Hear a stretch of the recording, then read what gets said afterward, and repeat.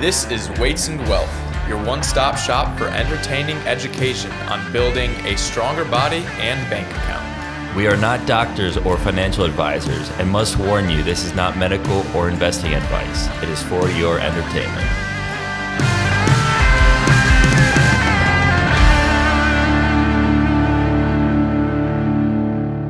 Welcome back to Weights and Wealth, down here in Charleston, getting it done with the boys. Studio East, we call it. Is that how you take us away with the shout out? Shout out for this episode goes to Nick from Clarksville, Tennessee. Not Nick, our host. It's different Nick. But he reached out after he listened to a bunch of podcast episodes in a row, and he started sharing with his friends. And he really loved the intro article that we had from episode 18.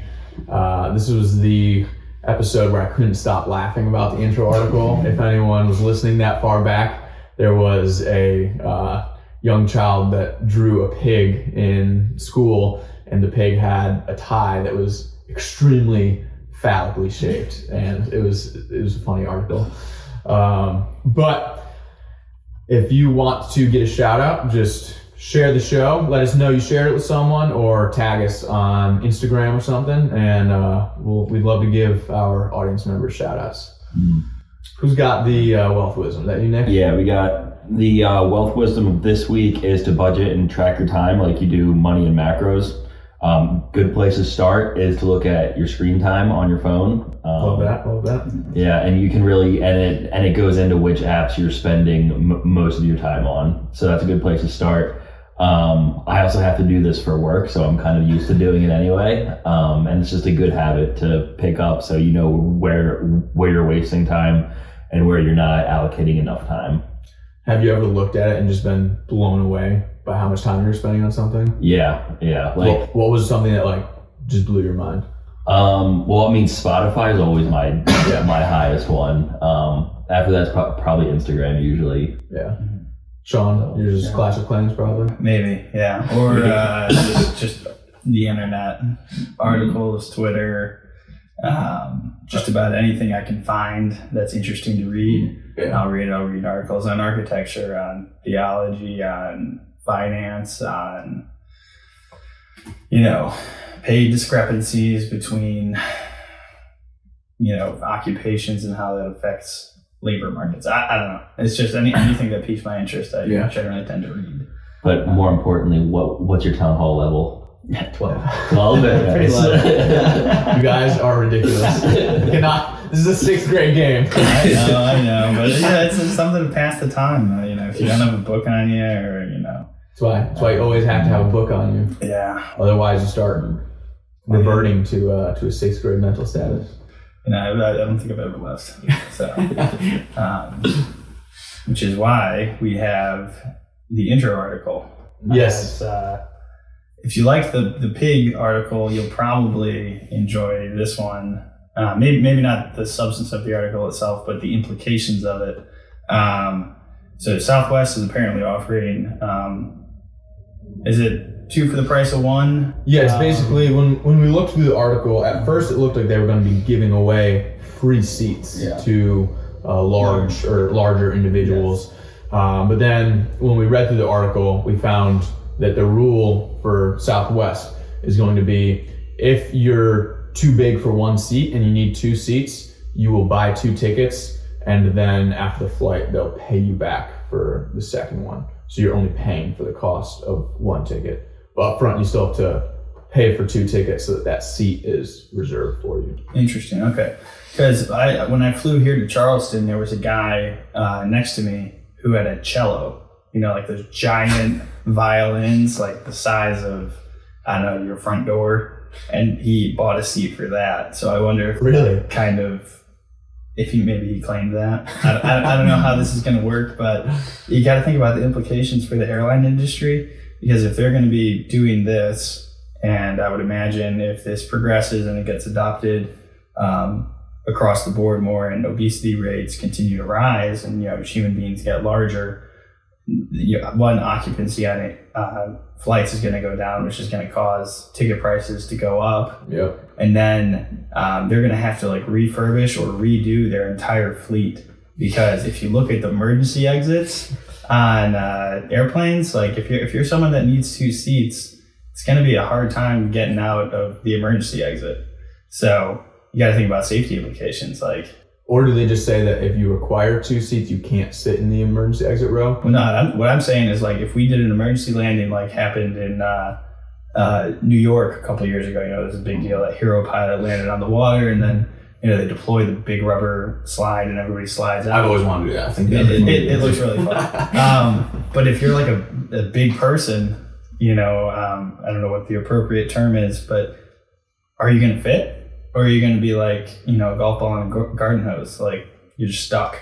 Yeah. And then, 100 people behind you in line are going to go down with the plane. And you're going to get stuck out at the top, like, waving your arms. I don't know. It seems like a huge liability for airlines. So not only changing the seats, but also having to make the emergency exits bigger themselves. Yeah, like they'll have to redo the fuselage and, all that stuff. I mean, they might not have to change out the entire airplane, but I don't know. Fuel efficiency is going to go down. It's bad for the The environment. bathrooms, I can barely fit through those bathrooms. You Yeah. gotta turn sideways, like it's the invisible lat syndrome in real life. Like,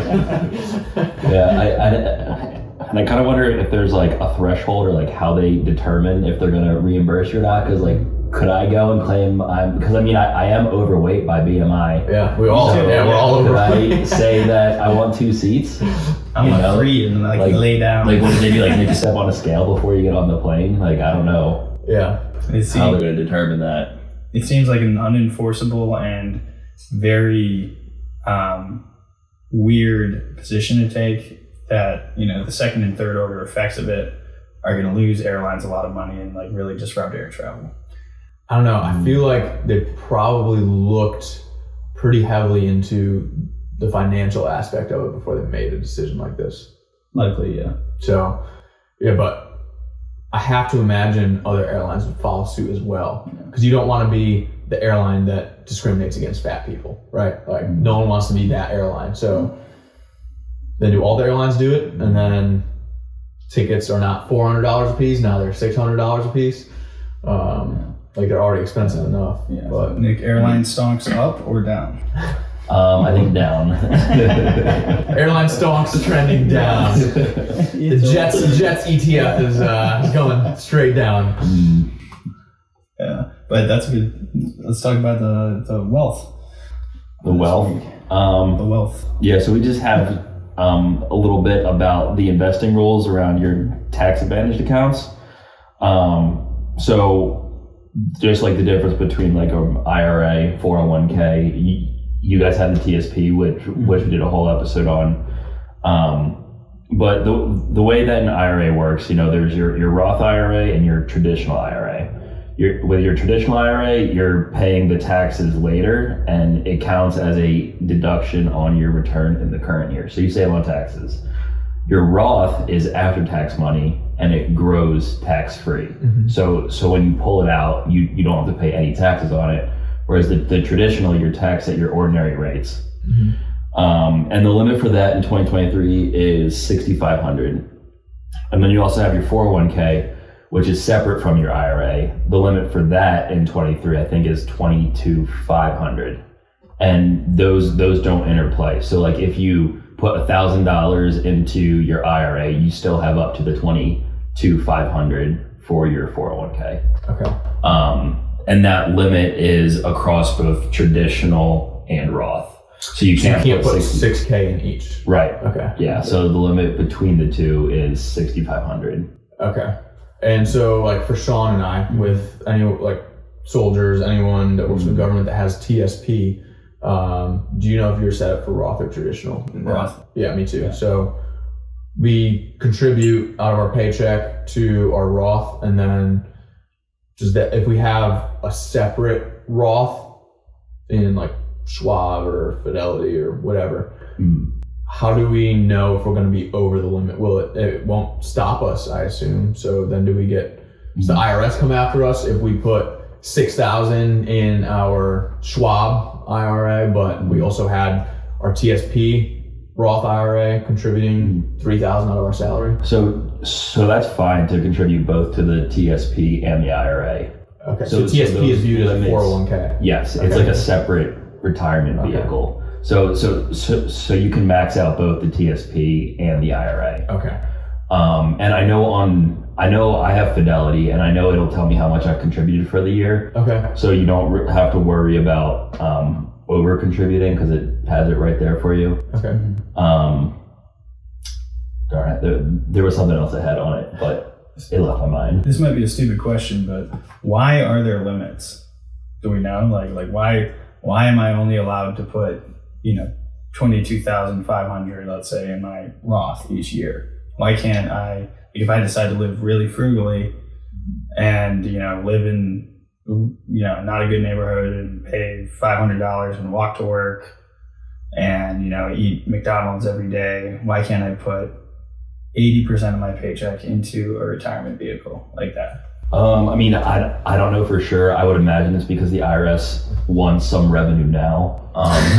They want their money. Yeah, like especially for like a high income earner, if you're making $800,000, like you would probably put a large portion of that into a 401k. But it's not. Yeah, it sounds like you can just put whatever you can't fit in your Roth or your traditional, you can put into your 401k, and then if you max that out, you can just have individual brokerage account and put money in there too. Yeah. So, yeah. And there's no limit on like an individual brokerage, right? No, you can put it as much as you want. And I know there's also, if you want to get really sophisticated, you can do like a defined benefit plan if you're self-employed. And I think the deferral limits on that go up to a few $100,000.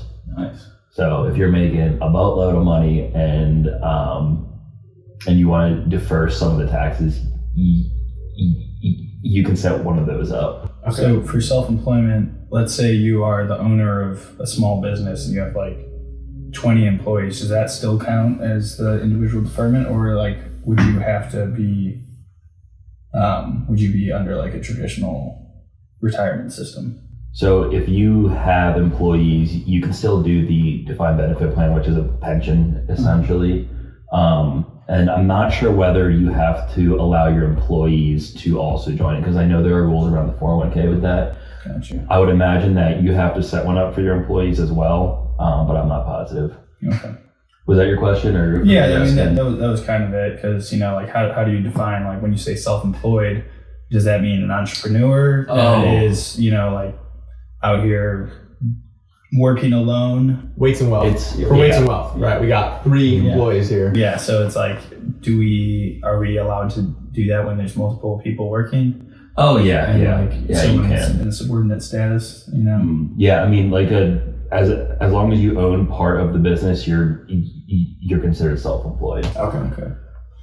Yeah. All right. What are your thoughts on dividend portfolios? Like, how are dividend incomes taxed? Do you know? Dividends, I mean, they're taxed at the preferential rate, so they're like long-term capital gains. Most of the time, as long as they're qualified, which they usually are. I forget why they wouldn't be qualified, but it's taxed at 0, 15, or 20%, which is pretty good. And I never really understood like the hype behind buying dividend stocks. Like what I'm concerned about is the total return. Well, then you've never had a good dividend stock.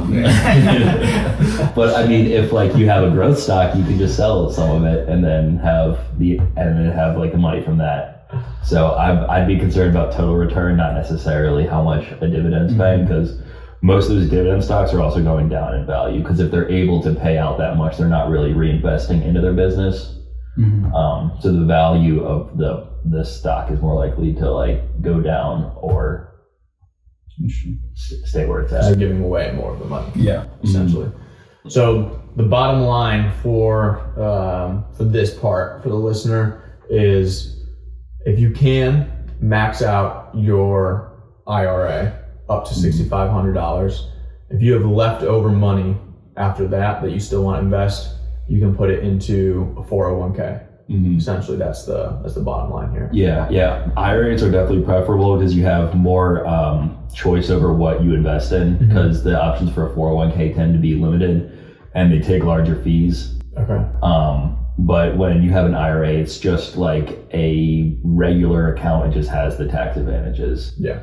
And then also, if you put your money into an IRA, make sure you also invest it, because just because you transfer money over doesn't mean it's actually in the market. Yeah. I mean, like, I hold a certain amount of money just that's in there but isn't invested, so that I can invest it, because I don't invest all at once. I dollar cost average in, so I usually have some money in there that I then am investing over the course of the next month. Okay. But yeah, you don't just want to put it in the account and then never invest it. Otherwise, it's just sitting there. You might as well hold on to your cash. Which, I mean, some people think that an IRA like is the investment. It's just the type of account that it is. And at some point here, we're going to come out with an ebook where we go through on like Schwab, Fidelity, some of these common ones. This is Nick's project, but he's going to go through with screenshots of how to set these things up so that it takes some of the confusion out and you're doing it correctly. So I think that would be helpful to listeners. If you think that would be really helpful, make sure you DM us or contact us so that we can get that out to you guys. But that's a 2024 project that Nick is working on. Sure. And speaking of ebooks, if you haven't seen the Testosterone Ebook, head to our website.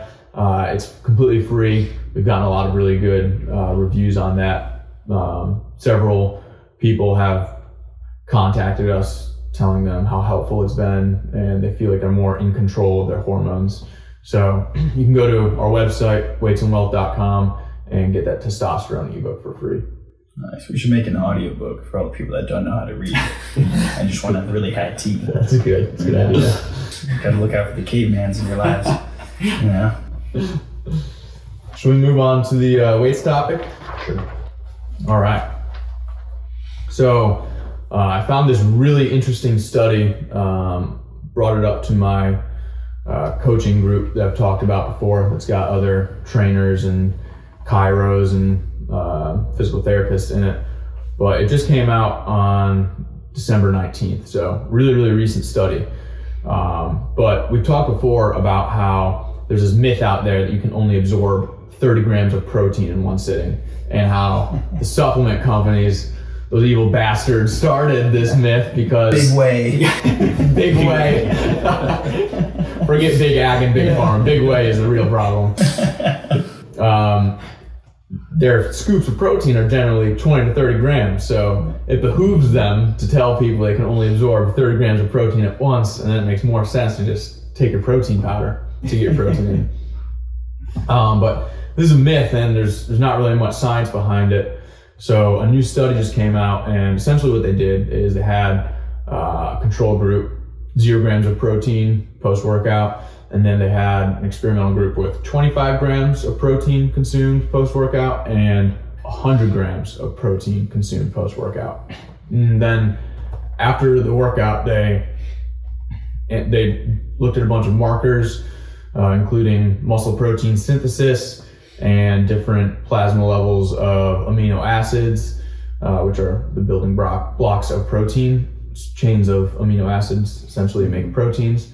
And some amino acids do different things better. So the main muscle building amino acid is called leucine. That's branched chain amino acids have the amino acids that help build muscle more. So different amino acids do different things, but leucine is the main muscle building amino acid.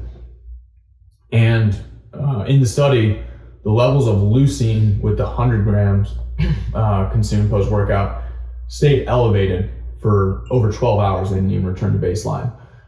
Whereas with 25 grams of protein post-workout, the levels of all the amino acids and leucine started to taper back down a lot quicker. Okay. Going back to our previous episode, did they say what kind of protein? It was milk protein, yeah. So it was like a whey? Yeah. Okay. So it was technically animal-based. Yes. It would be interesting to see the same study done, but with like a soy or pea protein, or I guess with different amino acids. Yeah, like see how like do the exact same study, 0, 25, 100, and and compare the pea protein to the whey and see how it changes. That also affects that, because we know that like the bioavailability has been documented, but just something that is so like kind of cut and dried like that, like, hey, like we know this, so let's try this out. So if you're that random scientist that conducted this and you're somehow listening to this podcast, doubtful. You should do that. Big brain energy right there. Another thing the study showed, the markers that it measured, is muscle protein synthesis stayed at very high levels over the 12-hour period that was measured. So theoretically, if your muscle protein synthesis levels are staying elevated, you might build more muscle post-workout if they're elevated throughout the rest of the day, compared to the 25 grams, which kind of spiked up and then went back down, or the 0 grams didn't really change because they didn't consume any protein. Because when you consume protein after you work out, it stops muscle protein breakdown, starts muscle protein synthesis.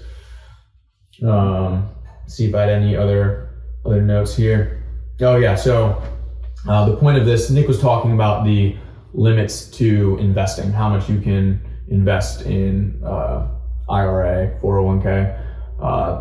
The main thing that I gathered from this study is there's not a limit to the amount of protein that you can consume, and they said this in the study multiple times, that there's a dose-dependent response that is limitless up to the amount that they've measured. So you don't have to be afraid of eating more than 20 or 30 grams of protein. You're going to absorb it and your body will use it to help you build muscle.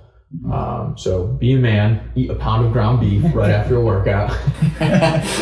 Oh yeah. I am curious though, like why has this, I guess now we can kind of assume it's a myth, of 30 grams, like where did that come from? Like why would Big Whey only want 30? Is that like the minimum for them to get as many scoops out of a protein jar and still see results? So if a scoop is like 20 to 30 grams and they say that 30 grams is all that you can absorb at once, then why would I eat 8 ounces of steak if it's going to be 52 grams of protein and I'm not going to absorb half of it?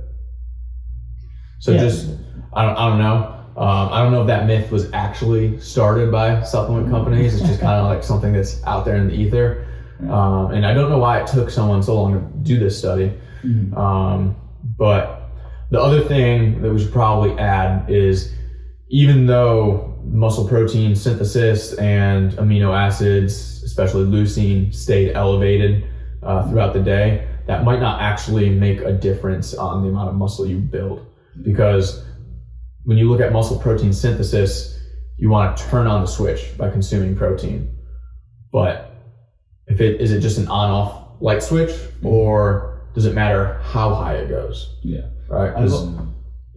When you consume 100 grams in one sitting, the study showed that the rates were higher than the 25 grams. But does that actually have an effect on how much muscle you build, or do you just need to turn on that signal? We don't really know. The study doesn't show that. So that's probably a good example of where studies, especially around nutrition, might say something, but we don't actually understand if the application of the thing that was studied makes a difference or not. Yeah, because I had also heard, I remember reading this randomly. I'm not going to cite my source because I don't believe in that.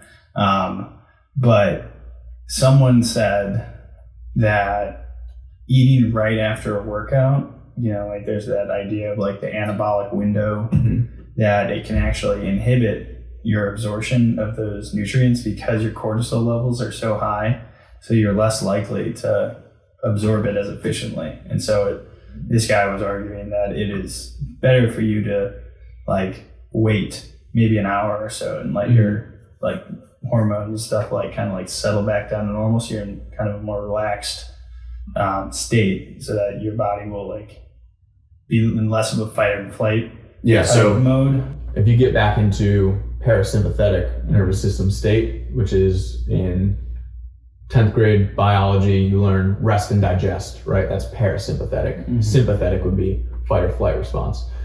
So if you wait and get back into the parasympathetic state by doing breathing or stretching after your exercise, and then you wait, then maybe your gut is more primed to absorb. I've heard before people say, in like a similar vein, that if you eat right after your workout, while there's inflammation and a high stress response, you're more likely to develop intolerances because your gut lining could be irritated from the high stress. So the person that was talking about this that I heard once was saying, this is why people have issues with whey, because they keep having whey right after their workout, and then they develop a dairy issue over time because they're consuming the dairy protein while their gut is in a state of stress, right? So not really sure about that. For the average person, I really don't think it matters much. Like most people can't even get their protein in, right? That sounds like a big Whey talking point. I'm not paid by Big Whey. But I think the general application of this is just there's no limit to the amount of protein that your body can digest. So don't be afraid to have a big portion of protein. Different people eating schedules work differently for. So some people like breaking their meals up into several small meals throughout the day. Some people like a couple big meals. For me, I think it's actually easiest to do 2 ginormous meals. I'm not sure how good or bad that is because there's so many different factors, but at the end of the day, it's going to be about protein, calories, micronutrients, right? So if you can just eat a large serving of whole food protein, your body will use it. So I would agree. I think the best thing is don't overstress when and where, but more about the how and how much. Because if you're looking to build or cut or whatever, just make sure you're hitting your targets, whether it's 200 grams of protein a day and 300 grams of carbs and however many grams of fat. Just make sure you're hitting those and how you're hitting those. So like try and eat as much real food as possible. Honestly, I would limit the whey unless you're sure it's really high quality, like a good product. Just that way you're ensuring you're not consuming all sorts of weird chemicals and sugars and stuff like that. So eat as much real food as you can, or enough to hit your goals, and then you should be fine, and just don't worry about portion control. That's the weights and wealth way. Yeah. Eating whole foods. That should not be allowed. Yeah, but I think this is kind of similar to the weights wisdom on the last episode, which was to focus on your sleep over supplements. Like this is more like the timing of your meals is more of a supplementary thing. You should really be focusing on like the big things, like actually hitting like your protein goal and your other macro goals. Yeah. First things first. We talk about that a lot on this show. So I guess we'll leave it at that, and we'll see you on the next episode. Thanks for joining us today at Weights and Wealth, and don't forget to apply today's lessons to live healthy and wealthy. If this conversation will contribute to your fitness and financial gains, please share it with a friend or family member and give a 5-star review so more people can lift bigger weights and get bigger bank accounts.